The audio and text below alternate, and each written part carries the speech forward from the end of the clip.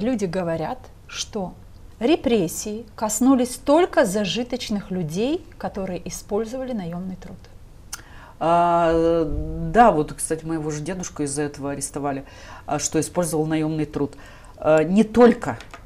Среди вот этих семей, значит, их в книге памяти 3300 человек по нашей гагаузке, которые входят в состав Гагаузии, вот, населенным пунктам. Вы знаете, такие есть случаи, что семья совершенно бедная.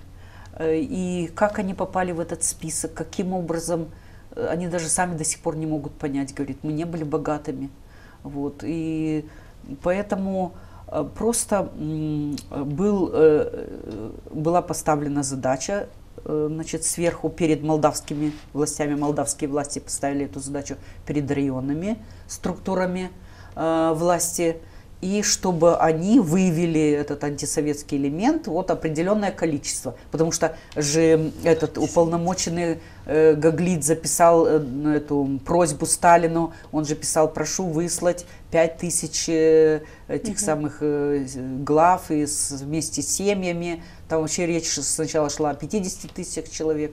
То есть вот раз озвучили эту цифру, то надо ее по районам выполнять. Собирать. Собирать, да, собирать. Как бы это ни звучало